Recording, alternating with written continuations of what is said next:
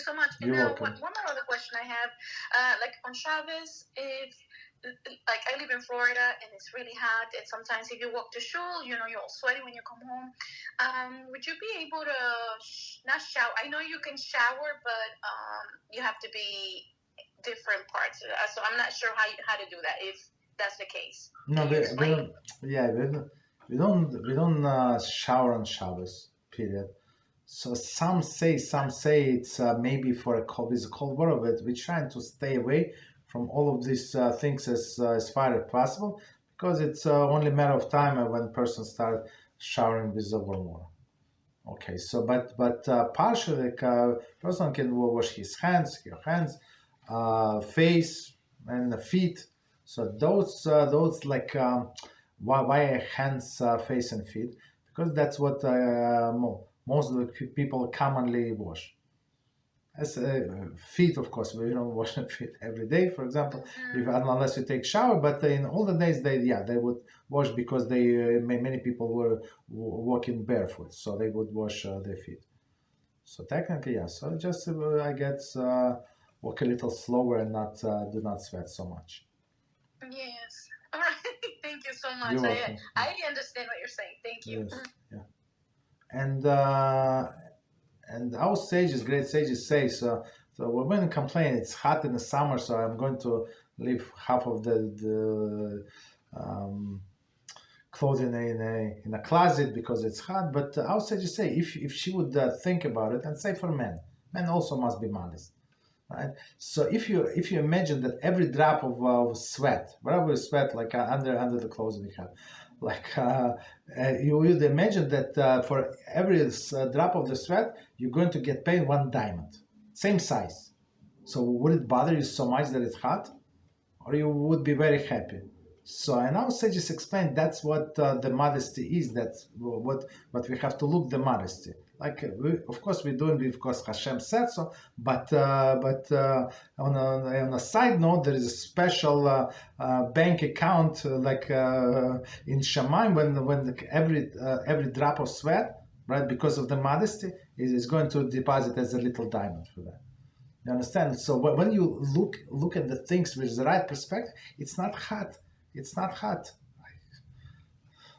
You understand? Not on Shabbos and not on other days. But people with shallow people who thinks that just because he or she, like sometimes like men, like they wear like in a shul in a sandals, you normal, like, you understand? So it's not proper. It's not kavod to the shul, especially to the shul. Men come with a short sleeve. Okay, so it's hot. It's not that hot. Go ahead. How about Yom Tov, Rabbi? Is the same application for Yom Tov? Okay, so you are asking different questions. So I'm planning maybe bli neder, Beezrat HaShem, after we finish Monday book, wherever we learn laws for women. I'm planning to start the laws for Yom Tov. So with all of the applications, it's a little different, but that's my plan. Beezrat HaShem. I just said because you asked, but Beezrat HaShem. Thank you. Yes. Thank you so much. Yes, yeah. It's very different. It's very different from Shabbos. So one of the things like more light, but some other things are more strict. And just to give you like a little glimpse, because the people were treating Yom Tov like it's a day off, and I can do many things. I am off the work, so maybe I'm going to take care of some house chores, right? And our sages said absolutely not. So in some sense, and we're going to see, things are actually muktzah. They're not muktzah on Shabbos, but on Yom Tov, our sages say it's muktzah. You're not allowed to touch it. So our sages, if you just try to understand it, and we should use our own intellect, not to like find the solution, but just listen to our sages. All of the solutions are in Torah. You just need to know where to find it. Okay. Any other questions? Any topic? Right. Go ahead. I also live in Florida, so I know the heat.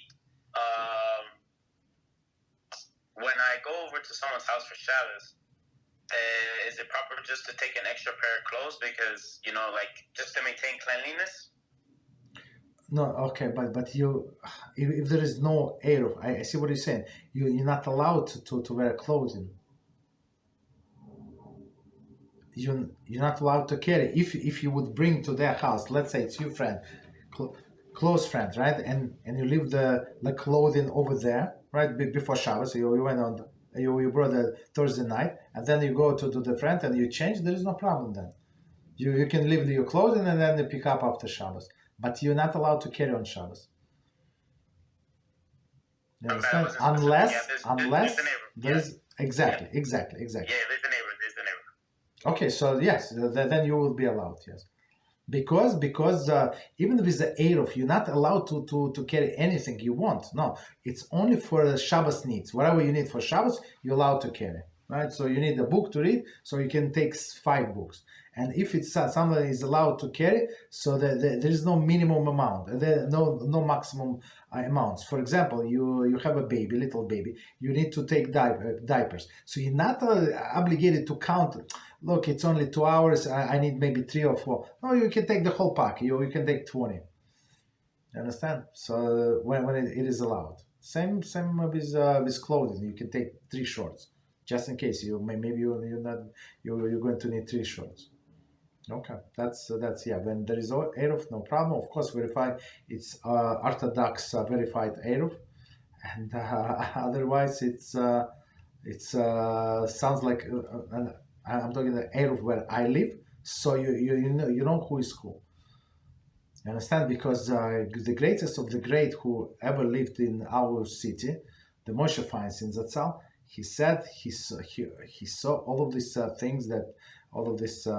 People who advocated for Eruv, and he said absolutely not. And he have a booklet, and I think so. I went with my Chavrusa through these answers. So I think they give like 30 or 40 or 50. I don't remember a reason why there is no problem with Eruv where I live. And he went one by one of them, and it says it's problem with every one of them. And these people, I don't want to say this Rishaim, but I don't know. They went behind his back. Right, and of course they did not tell. The guy asked them a question, took his answer out of context. Guess what? And he said, "Yeah, Reb Moshe said that's good." And they start building without ever verifying with Reb Moshe Zatzal, and they counted on this word of this individual, right? And after it was completed, so Reb Moshe was surprised, like, how come? I said no. Said, Rabbi, you said yes. He said, I never said yes, never ever. He came, this Rabbi, also a sneaky guy, right? He was pushing his agenda and asked him indirect question, and Reb Moshe asked like hypothetical question, and that's how they derive this and build the Eruv. So you know who is who. So religious people do not care, but same they do. They go with the backpacks. You understand? So that's the thing. But in smaller places, there is many times in small places there is no problem to build a Eruv, no problem whatsoever. I mean, smaller places when not too much like at human traffic, no problem. Okay. Any other questions? Oh, one quick story, and I'm going to let you know. They came to Rav Ben Zion Abba Shul Zatzal, right, the greatest Sephardic rabbi, and they say, Rabbi, how come you allowed the weeks? Right? He said, I allowed the weeks? When exactly I allowed the weeks? Right? He said, no, you answer one person, the weeks are allowed. And he was trying to remember.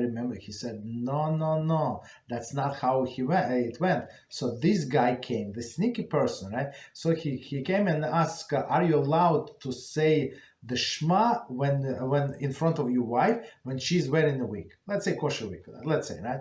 So he said, yeah, you can say the Shema because her hair is a cover, so you can say. And this Rasha went out and say, in the name of Rabbi, the biggest rabbi, Sephardic rabbi at that time, right? You're allowed to wear wigs. You understand? That's what people do. That's if a person does not have Yirat Shamayim, fear of heaven, that's what they do. They're going to manipulate facts. And unfortunately, that's what people do. Okay.